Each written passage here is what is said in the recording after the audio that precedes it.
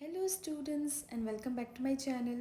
So today we're going to discuss chapter number 12 of your class 9 science, that is sound. So we'll start with your exercises first. So question number 1 is, what is sound and how is it produced?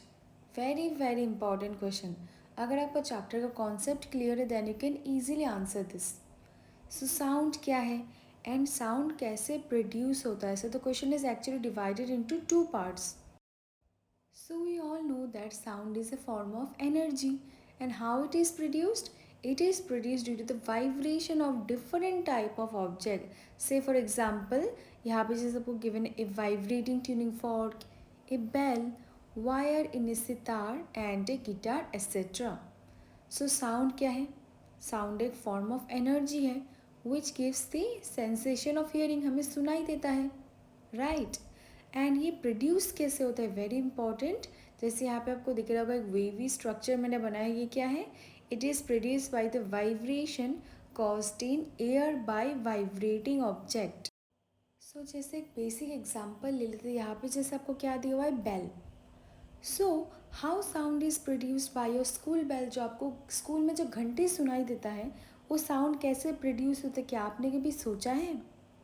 देखो जो bell है, the bell produces the sound when it is struck by air hammer. जब वो air hammer से struck होता है तब क्या होता है? हमें साउंड सुनाई देता है. So when the bell is struck by a hammer it starts vibrating. अगर आपने कभी अच्छे से ऑब्जर्व किया है, सपोज क्या हुआ, हैमर जब उस पर स्ट्रक होता है वो आपको ऑब्जर्व करने से ही आपको समझ में आएगा वो कैसा होता है. वो वाइब्रेट होना शुरू हो जाता है. And since the vibrating objects produce sound, so the bell produces sound. So I hope it's clear. Question number 2. Describe with the help of a diagram how compression and rarefaction are produced in air near a source of sound. हम लोग क्या करेंगे? Chapter complete होने के बाद हम लोग NCERT text book देखेंगे, ठीक है? उसके बाद आपका जो कॉन्सेप्ट और भी क्लियर हो गया. अगर आपको कोई डाउट है देन ओके. सो यहाँ पे आपको देखो क्या बोला है, आपको एक डायग्राम की हेल्प से बोलना है कि हाउ कंप्रेशन एंड रेयरफैक्शन, ये दो टर्म है, आर प्रोड्यूस्ड इन एयर, जो एयर पे प्रोड्यूस होता है near a source of sound. So first we read out the answer. If we blow a horn, speak or produce sound by an object in air, we are pushing the air molecules. These molecules in turn push the adjacent molecules which impart their energy to the next ones.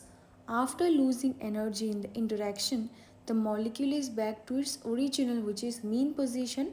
This results in formation of compression and rarefaction. So one by one हम लोग दोनों term को बहुत ही अच्छे से समझेंगे, that is compression and rare fraction.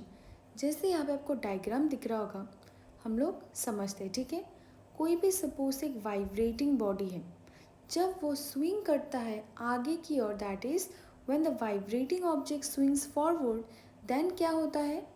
जो भी एयर प्रेजेंट है वो उसको पुश करता है एंड उसको कंप्रेस करता है उसके आगे वाले को.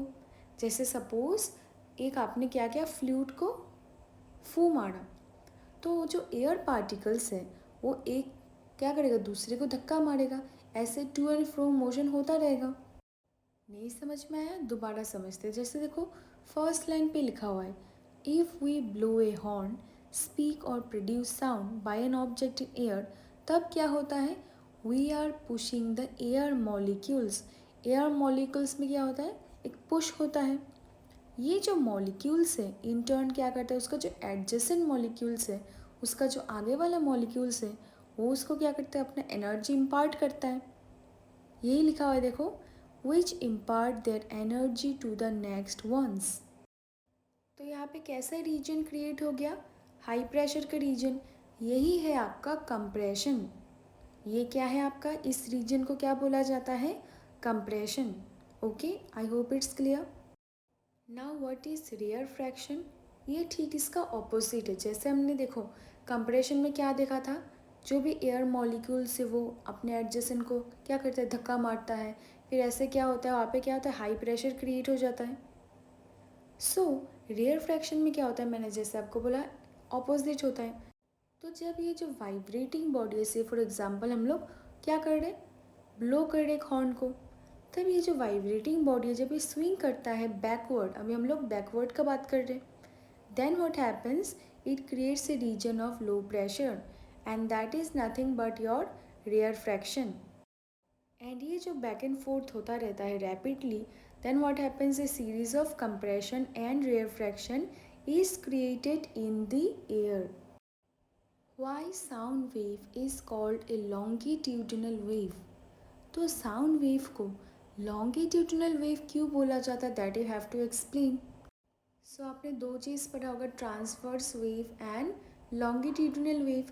तो लॉन्गिट्यूडिनल वेव क्या है, देखो, a sound wave is called a longitudinal wave because it travels in the form of compressions and refractions in the medium where the particles of the medium vibrate in a direction which is parallel to the direction of propagation of the sound wave. तो sound wave को longitudinal wave क्यों बोला जाता है, it's actually very simple. जब ये देखो कोई भी मीडियम से प्रोपगेट होता है, ये जो पार्टिकल्स है वो कैसे वाइब्रेट होते हैं, टू एंड फ्रो। ये भी आप ऐड कर सकते हो, जो पार्टिकल्स है वो कैसे वाइब्रेट होते हैं, टू एंड फ्रो। एंड ये जो डायरेक्शन वो कैसा है, it is parallel to the propagation of sound. Next question देखो, which characteristic of the sound helps you to identify your friend by his voice while sitting with others in a dark room? Now ये क्या है, conceptual based question, आपको concept clear होना पड़ेगा, only then you can answer this kind of question. बहुत ही देखो interesting question है। क्या ऐसे कैरेक्टरिस्टिक है साउंड का, सपोज आप एक डार्क रूम पे बैठे हो और आपके मॉम या डैड ने आपको बुलाया है, आप क्या करते हो, बिना देखे आप उनको रिस्पॉन्स देते हो, करेक्ट। यही लिखा हुआ है देखो, how sound helps you to identify your friend और योर फैमिली मेम्बर्स भी आप बोल सकते हो बाय हिज वॉइस। सपोज आप कहाँ पे बैठे हो, यहाँ पे क्या दिया हुआ क्वेश्चन में, while you are sitting in a dark room. The timbre of sound is that characteristic which enables us to distinguish one sound from the other even when these are of the same pitch and loudness. Each person has its own timbre of sound and this characteristic helps us to identify a person from others even without looking at him, that is in a dark room. तो कैसे identify करते हैं, देखो हर एक person का peach and जो timber है वो डिफरेंट होता है। इसी कैरेक्टरिस्टिक की वजह से हम लोग क्या करते हैं, किसी को आइडेंटिफाई कर सकते बाय दिस साउंड। अगर एक कैरेक्टरिस्टिक ह्यूमन में प्रेजेंट नहीं होता, अगर सबका वॉइस सेम होता, सबका पीच सेम होता, तो बहुत कन्फ्यूजन लग जाता। सपोज़ आपको मॉम या फिर आपको डैड बुला रहे, दोनों का सेम पीच है या फिर सेम टिम्बर आप बोल सकते हो, देन आपका क्या होता है, कन्फ्यूजन लग जाता, आपको पता ही नहीं चलता कि आपको मम्मी बुला रहे या पापा बुला रहे। सो ये कैरेक्टरिस्टिक कौन देता है, timbre and pitch. Flash and thunder are produced simultaneously but thunder is heard a few seconds after the flash is seen. Why?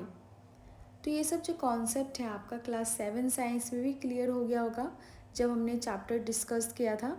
तो यहाँ पे देखो क्या बोला है, तो जब भी देखो लाइटनिंग होता है, अगर आपने ऑब्जर्व किया होगा, जो थंडर है वो हमें थोड़ा फ्यू सेकंड्स बाद सुनाई देता है after the flash is scene, यानी पहले हमें लाइट दिख जाता है उसके बाद हमें साउंड सुनाई देता है। So what is the reason behind this? So एकदम बेसिक क्वेश्चन है, it is because light travels faster than sound, so we hear thunder after a few second of the flash. Because जो speed of the sound है वो क्या है, वो कम है as compare to the speed of light. तो ये जो साउंड है थंडर का, it takes more time to reach the earth as compared to light, hence a flash is seen before to hear a thunder.